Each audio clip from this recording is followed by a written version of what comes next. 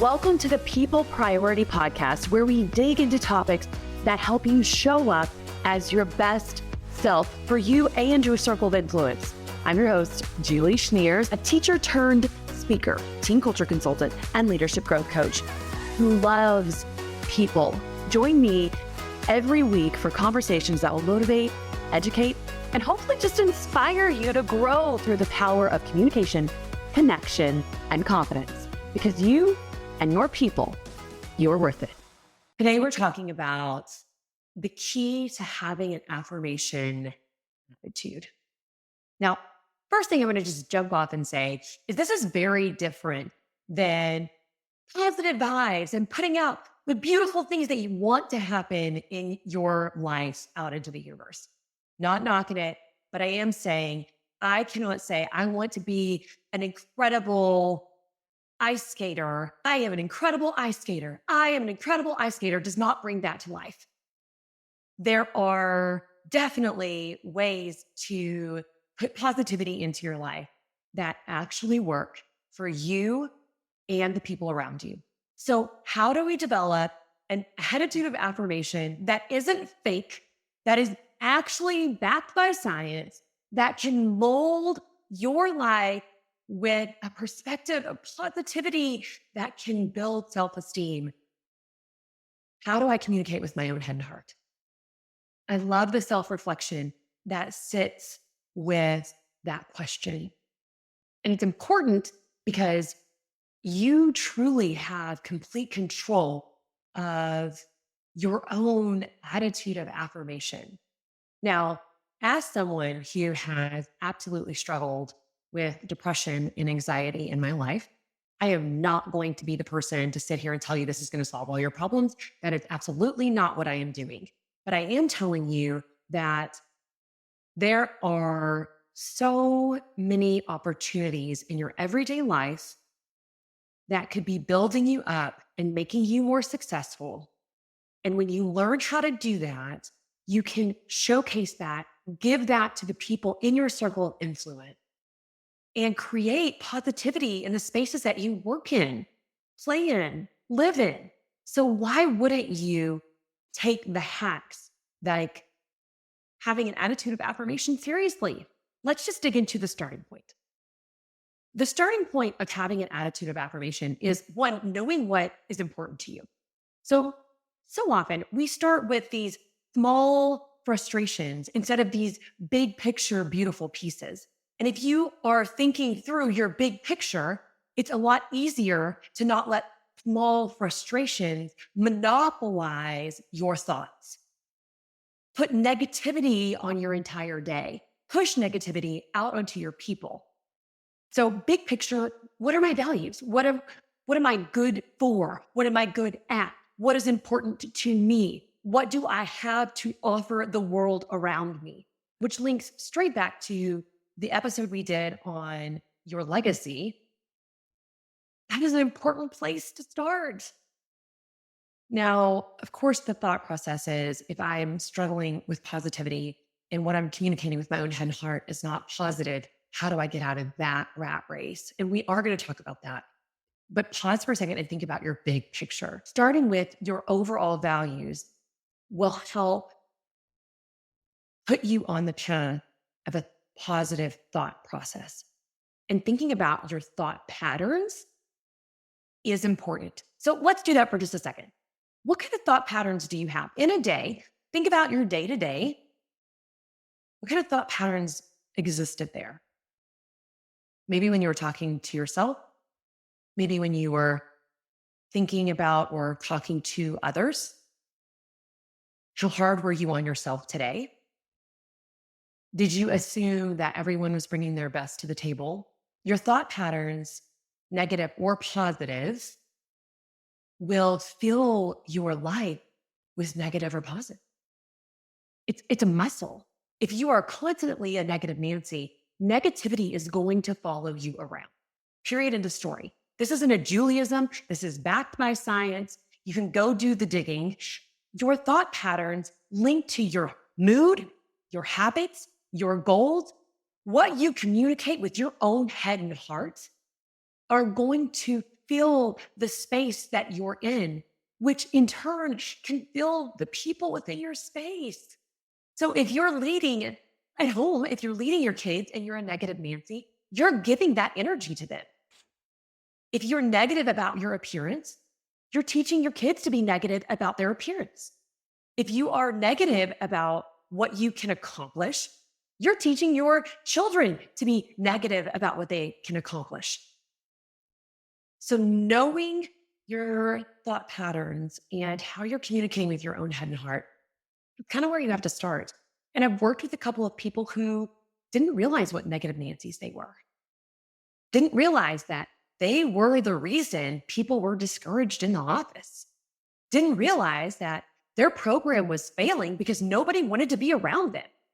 Sometimes it takes us stepping back and looking at what am I truly communicating, not only with my own head and heart, but with people around me. What happens with our thoughts is your body will physically change in response to those thoughts. It's like neurotransmitters 101. And the link is physically and mentally. This starts with the self-affirmation theory published in 1988 by Steele. And then, of course, followed up in 2006 by Sherman and Cohen. Needless to say, it's so good. People just keep digging into why it's important. Let me tell you a little bit about the self-affirmation theory. It's based on the idea that we are motivated to maintain our self-worth in the face of threats. That's according to Psychology Today. Now, when our self-esteem is threatened, we can affirm parts that are unthreatened. Doing this helps us realize that our self-worth is not contingent on this negative threat, this negative thing that's happened, the negative statement that was made. Another great takeaway about the self-affirmation theory is that it argues that maintaining our self-esteem, our confidence, our self-identity is not just about being perfect or incredible, but being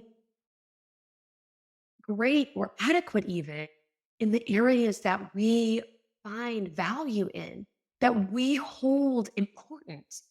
But in today's world, when we are submerged into social media and everyone has an opinion and we're super competitive and we hate somebody that doesn't believe like us, in a world where those are norm, for you to be able to hold on to your values and what's most important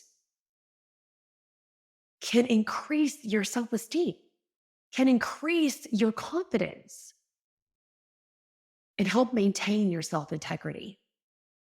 Now, of course, if we're looking back at our thought patterns, if you are able to feel confidence and good self-esteem and like you are happy with who you are and what you're good at, despite a screw up at work or despite a terrible friend, especially when I'm coaching these high school and college girls, which I take a couple of those clients on, and it always kills me to see how many of those struggles are confidence struggles at that point in their life. In a world we live in today that is so common, being able to hold on to self-affirmation and confidence is a skill that the younger we can teach our kids and ourselves, the longer lasting effects we're going to have of the positive thought patterns that we built in our lives.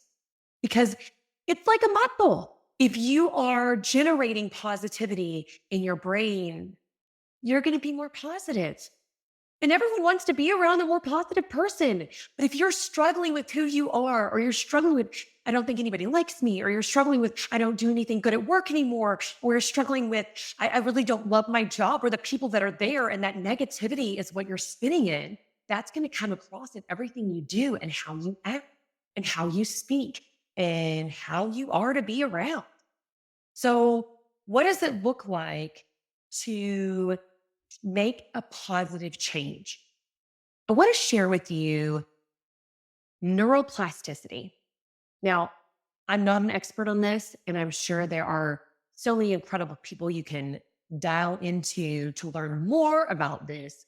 But for layman's terms, for us today, for the research that I have done in my coaching world, I'm going to share the psychology today definition because I think it's super easy to kind of just get a grasp of. Neuroplasticity is the brain's capacity to continue growing and evolving in response to life experiences. Plasticity is the capacity to be shaped, molded, or altered. So neuroplasticity then is the ability for the brain to adapt or change over time by creating new neurons and building new networks. The cool thing though is the pattern, that muscle that I'm telling you you can build, it does link to positive thinking and affirmations. If you are struggling with being a negative Nancy, if there's even a piece of you that's just struggling with a little bit of confidence, if there's struggle in your circle of influence, having an attitude of affirmation is not just a, hey, this might work. It is science-based. But the key is in the statements you repeat, and that the statements you are utilizing link to, here it is, here's the key, your values, positive truths, present tense, and pushes you back into the direction of your big picture values that are most important to you. Because let's not get caught up in the stupid crap that doesn't matter. What are those big picture values? What are the pieces of you that are most important, that at the end of the day, you can look yourself in the mirror and say, I'm happy with who I am, and I'm happy with where I'm at. And I'm going to be confident in tomorrow because I did my best today.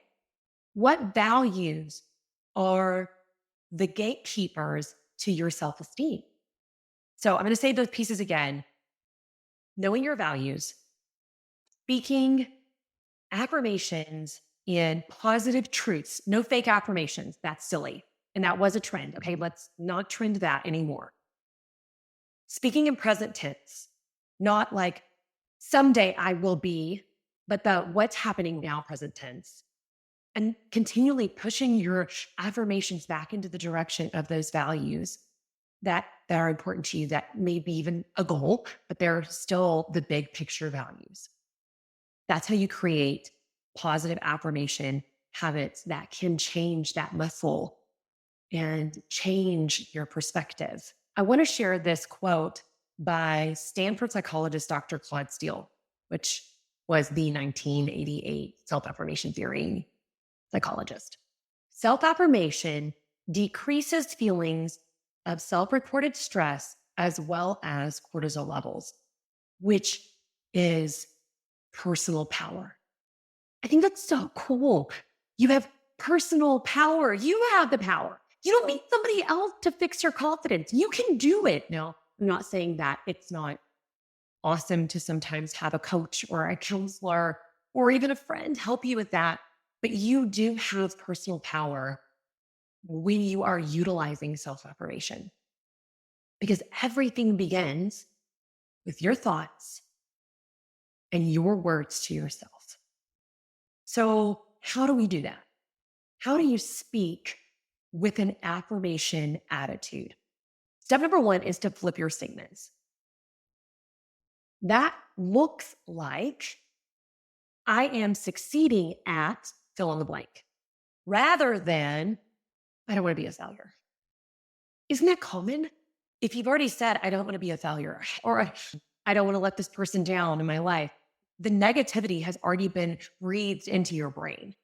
So in order to cut the negativity out so that we can have an attitude of affirmation, you have to cut that perspective out. And the root of it, let's be very real, the root of it for me is this fear of failure. That is who I had struggled with in my whole life. I don't want to fail. Even if the root of it is that, you have to create the habit of positive affirmations that work. So it may not be easy at first. It may not be second nature at first, but the only way you're going to make it second nature and easy in your brain is if you try and you put effort into an affirmation that is positive. So get rid of the negative and flip your statements. Don't say things like, I don't want to be a failure. Say things like, I am succeeding at. I'm going to go ahead and throw my own goal into this with the podcast. I am one who, the fear of failure is something I have struggled with my whole life. I don't want to fail. I don't want to be a failure. And I've had to really navigate in this podcasting journey what I'm getting out of it, what I'm learning, who I'm reaching, why I don't need 1,000 downloads to be impactful. Because of course, I'm so competitive. That's also something I'm working on. That I wanted to actually be helpful. And if it's not helpful, I don't want to spend my time in it. So having to redefine all of those pieces of what success looks like is a part of my journey. But saying things like, I don't want this podcast to fail is still breathing failure into my podcast journey. So I have to say things like, I'm succeeding at getting a podcast out every week. I am succeeding at finding the most incredible people to interview. I'm succeeding at getting input from people after I've thrown down a solo podcast and it actually being helpful to someone. And if it was helpful to one person, I am succeeding. That doesn't mean that I'm number one podcaster in the world. It doesn't mean that this is winning in every realm. But I am able to celebrate my win rather than sit in the, oh my gosh, am I failing? Oh my gosh, what does failure look like? Let's define what success looks like before we define what failure looks like. Because when you really put your brain into what success looks like, it makes it a lot more exciting to think, oh, I did make an impact. And that's what I define success at, not that I get 1,000 downloads every single episode. Number 2, is point out the present. I am rather than I should, or I wish, or I want. Look at what is presently working. Hear me say, it's okay to have goals. It's okay for it to be really big in your brain. But remember, you have to start somewhere and you need to celebrate success along the way. So say out loud, it is working. I am doing it. Not, I should be XYZ. I'll go ahead and use basketball as an example because my kids have basketball practice and I know that's their favorite sport. They're both super tall for their age. They're both growing into their limbs and still learning to understand the game. And of course, that leads to us having conversations about what's going well when they're not the best on their team.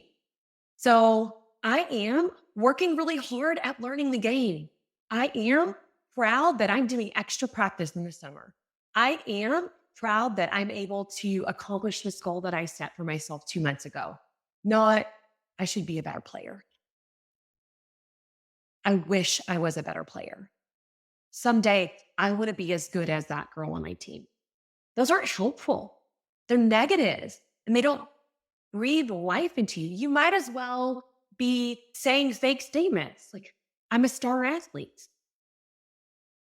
That doesn't help breathe reality into your brain. That helps breathe the, oh my gosh, what if I never am a star athlete?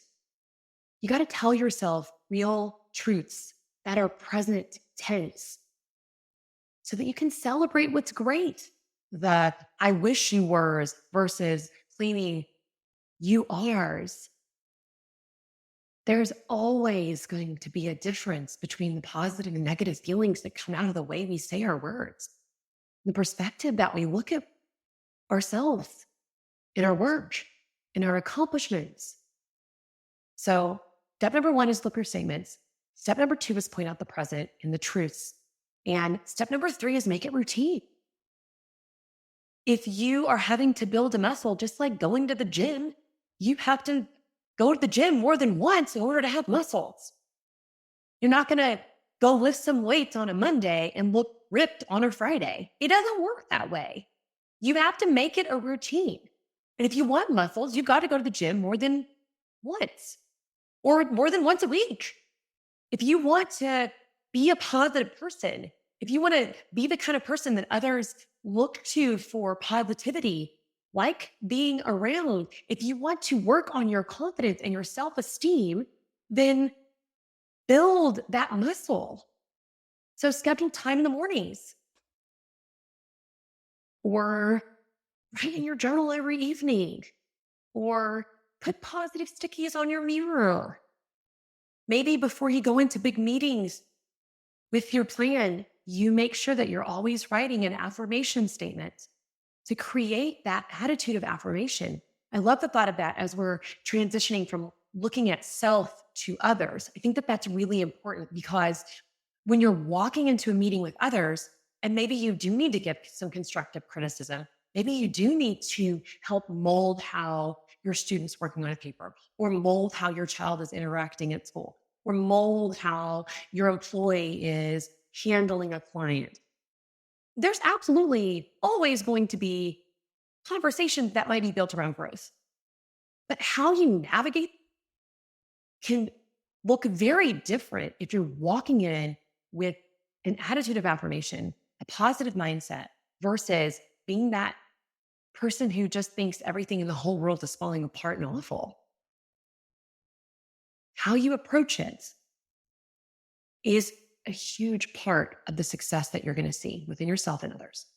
So, even being able to proclaim for other people, here's what's going great, or they have present tense and a truth about where we're at. Building those affirmation pieces in for people and with people will help them build in an affirmation about themselves, especially when you're a leader, because people are looking to you. They're taking your comments to heart. Think about the most impactful person in your space, the person that maybe you respect the most.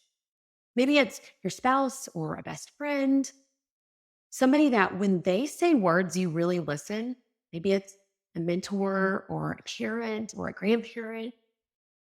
This person who, when they speak, you take to heart what they say. If you're a leader, you need to think that you might be that person.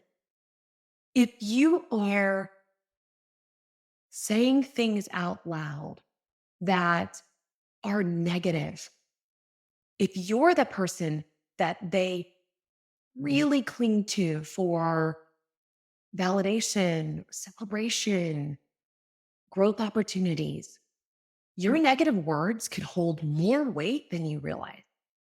And you know what else? Your positive words can too.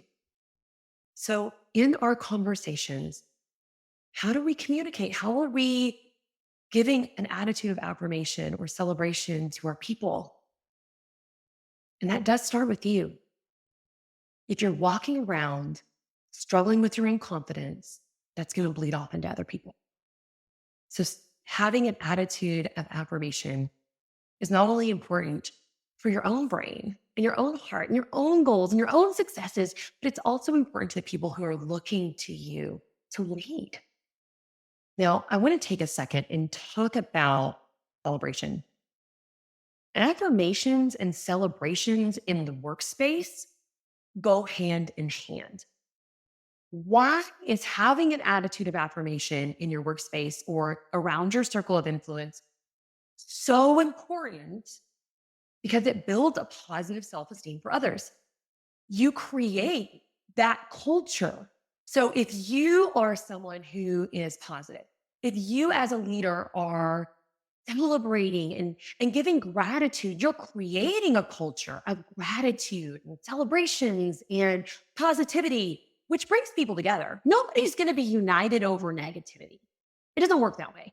If you are a negative Nancy, if you are someone that is not really buying into the team culture thing just yet, your team is suffering because you have to understand that you're creating culture in your space. The only question is, what kind of culture are you creating? So unity within your team comes from people who want to be around each other. So Affirmations and celebrations, they're really important. Now, don't take this from me. Let's talk statistics. 2018 SHMR Global Force Employee Recognition Survey shared when companies spend 1%, only 1% or more as payroll on recognition, 85% notice positive impact on engagement. So we were talking about celebrations, affirming that you're doing a good job, affirming that we are reaching our goals, affirming that you are an incredible employee. By celebrating, by recognizing, it can link to a positive impact.